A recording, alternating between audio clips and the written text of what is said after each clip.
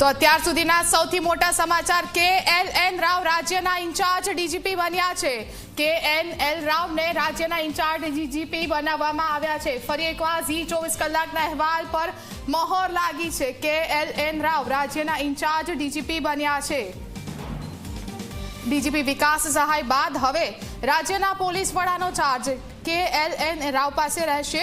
થોડી જ વાર પહેલા આપની ચેનલ ઝી24 કલાકે જણાવ્યું હતું કે હાલ ઇન્ચાર્જ ડીજીપીનો ચાર્જ જે વરિષ્ઠ અધિકારી છે KLN રાવને સોંપવામાં આવી શકે છે અને ઝી24 કલાકનો આ અહેવાલ સંપૂર્ણપણે સત્ય સાબિત થયો છે। અત્યાર સુધી રાજ્યના નવા ડીજીપીના નામ પર સસ્પેન્સ યથાવત હતું, પરંતુ હવે આ સસ્પેન્સ ખુલી ગયું છે અને આપની ચેનલ ઝી24 કલાકનો અહેવાલ સંપૂર્ણપણે સત્ય સાબિત થયો છે। KLN રાવ વરિષ્ઠ આઈપીએસ અધિકારીને રાજ્યના ઇન્ચાર્જ ડીજીપી બનાવવામાં આવ્યા છે। હાલ રાજ્યના ફૂલ ટાઈમ ડીજીપી તરીકે એટલે કે ફૂલ ટાઈમ પોલીસ વડા તરીકે કોઈને ચાર્જ નથી સોંપવામાં આવ્યો। KLN રાવ છે, વરિષ્ઠ પોલીસ અધિકારી છે, CID ક્રાઇમના વડા તરીકે પણ તેઓ કાર્યરત રહી ચૂક્યા છે। તેમને રાજ્યની સુરક્ષાનો ચાર્જ સોંપવામાં આવ્યો છે, એટલે કે ગુજરાત રાજ્યની પોલીસ, ગુજરાત રાજ્યની સુરક્ષા, શાંતિ જાળવવાની તમામ જવાબદારી હવે KLN રાવને આપવામાં આવી છે। તો રાજ્ય માટે સૌથી મોટા સમાચાર છે। વધુ વિગતો લઈશું અમારા સંવાદદાતા હિતલ પારેખ આપણી સાથે સતત જોડાયા છે। હિતલ, આપણો અહેવાલ સચોટ સાબિત થયો છે, KLN રાવને મહત્વની જવાબદારી મળી છે।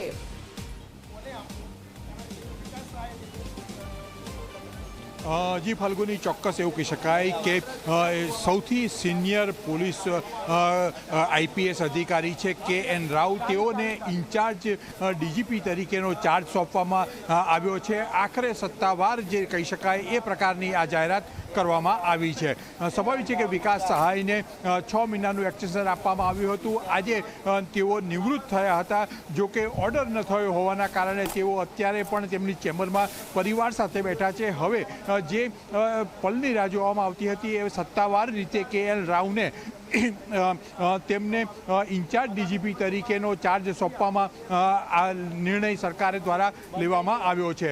સ્વાભાવિક છે KL રાવ જે છે એ લાંબા સમય સુધી 5 વર્ષથી વધુ સમય જેલમાં રહ્યા હતા અને ત્યાર પછી તેઓને અહીંયા ક્રાઇમ બ્રાન્ચમાં સીધી રીતે કહી શકાય કે તેમને મૂકવામાં આવ્યા હતા અને અત્યારે પણ તેઓ પોલીસ ભવનમાં હાજર છે।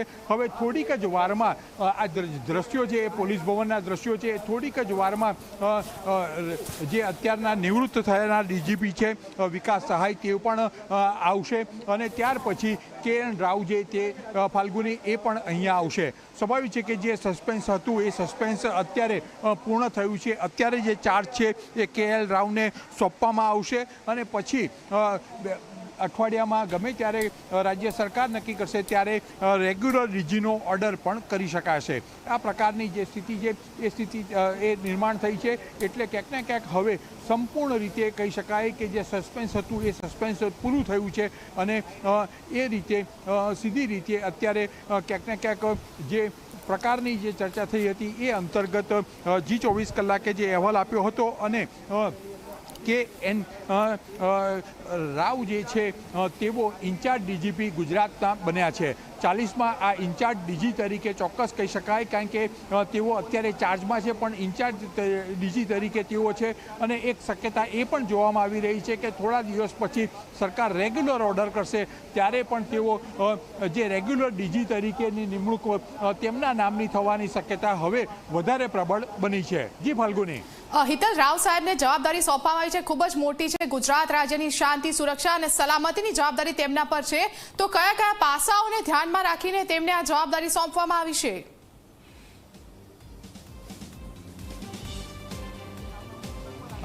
ફાલ્ગુની, એવું ચોક્કસ કહી શકાય કે KN રાવ જે છે એ સૌથી સિનિયરમાં સિનિયર અત્યારે અધિકારી છે। સામાન્ય રીતે એવું કહેવાતું હોય, એવું પરંપરા હોય છે કે જે વ્યક્તિ સૌથી સિનિયર હોય તેને ચાર્જ સોંપવાનો હોય છે, એ અંતર્ગત જ KL રાવને ચાર્જ સોંપવામાં આવ્યો છે।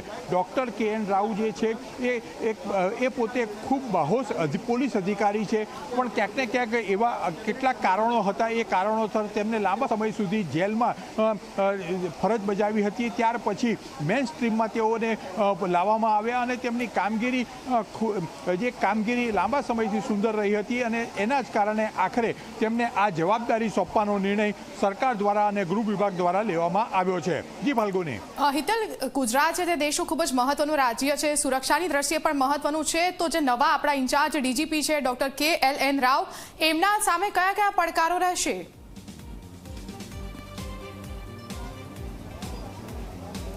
સ્વાભાવિક છે કે પ્રથમ પડકાર તો જે એકદમ સૌમ્ય પ્રકૃતિના વિકાસ સહાય હતા અને તેમને જે ગાળા દરમિયાન સૌમ્ય પ્રકૃતિથી તેઓ જે કામગીરી લીધી હતી, હવે આ થાળા KN રાવ જે છે એમની કારકિર્દી પર સીધી રીતે નજર કરીએ તો થોડાક હાર્ડલાઇનર એક પોલીસ અધિકારી છે અને એ પોલીસ અધિકારી એ પ્રકારે છે. ચોક્કસ એવું કહી શકાય કે 2027 વિધાનસભા ચૂંટણી વખતે પણ સરકારને ઉપયોગી સાબિત થશે એ પ્રકારની શક્યતાઓને ધ્યાનમાં રાખીને તેમને અત્યારે ઇન્ચાર્જ બનાવવામાં આવ્યા છે.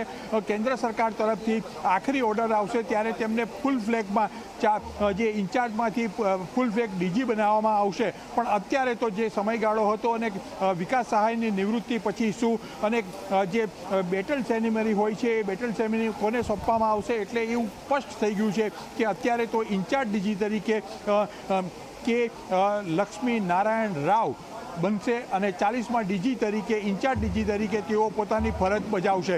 સ્વાભાવિક છે કે હું કહીશ કે વિદાય માટેની જે તૈયારીઓ છે એ પણ અહીંયા જે દ્રશ્યો છે એ દ્રશ્યો આપ સ્પષ્ટ જોઈ શકો છો કે નામ આવતાની સાથે જ અત્યારે જે દ્રશ્યો છે એ દ્રશ્યોની તૈયારી થઈ ચૂકી છે. એક તરફ વિદાય છે, એક તરફ આવકાર છે, એ બંને જ ની તૈયારીઓ પોલીસ ભવનમાં થઈ છે.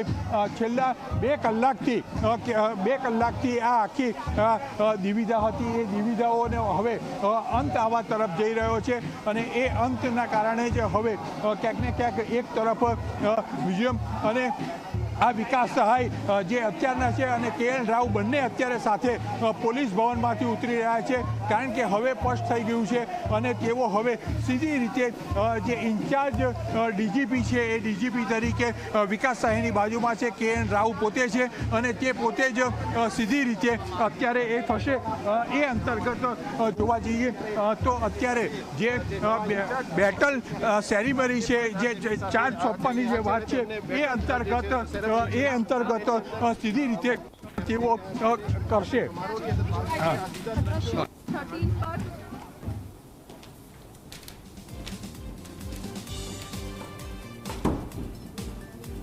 કામગીરી કરવામાં આવી છે વિકાસ સહાય દ્વારા. એ સહાય અને કામગીરી અને સીધી રીતે આપ બન્યા છો શું? હા, મીડિયા બ્રીફિંગ છે એક.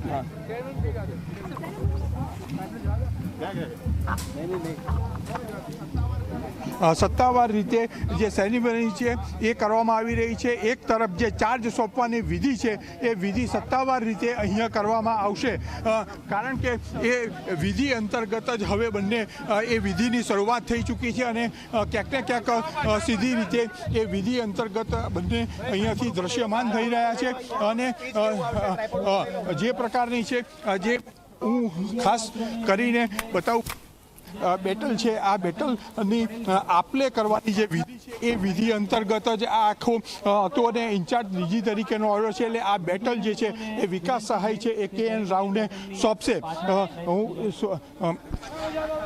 જી ફાલ્ગુની.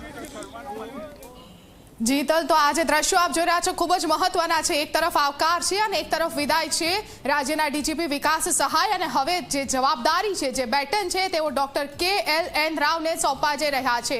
જી હા, ડોક્ટર KNL રાવ હવે રાજ્યના નવા ઇન્ચાર્જ DGP મળી ગયા છે એટલે કે ગુજરાતની શાંતિ, સુરક્ષા અને સલામતીની જવાબદારી હવે DGP જે વિકાસ સહાય છે બસ થોડી જ ક્ષણોમાં આપ જે દ્રશ્યો જોઈ રહ્યા છો બેટન જે છે ડોક્ટર KLN રાવને સોંપવામાં આવશે. Zee24 કલાક પર એક્સક્લુઝિવ દ્રશ્યો આપ જોઈ રહ્યા છો. Zee24 કલાકે થોડી ક્ષણો પહેલા જ આપને કહ્યું હતું કે હવે ઇન્ચાર્જ DGP બનાવવામાં આવી શકે છે. હાલ પૂરતી કોઈકને જવાબદારી સોંપવામાં આવી શકે છે અને ત્યારબાદ રાજ્યના નવા DGPની જાહેરાત કરવામાં આવી શકે છે. હાલ તો 1992ની બેચના IPS ડોક્ટર KLN રાવ બની ગયા છે ગુજરાતના ઇન્ચાર્જ DGP. તો ડોક્ટર KLN રાવ કોણ છે તેની અમને માહિતી આપીએ તો કે લક્ષ્મી નારાયણ રાવ વરિષ્ઠ IPS અધિકારી છે અને તેમની આ વરિષ્ઠતાને જ ધ્યાનમાં રાખીને તેમને ગુજરાતના ઇન્ચાર્જ DGP બનાવાયા છે.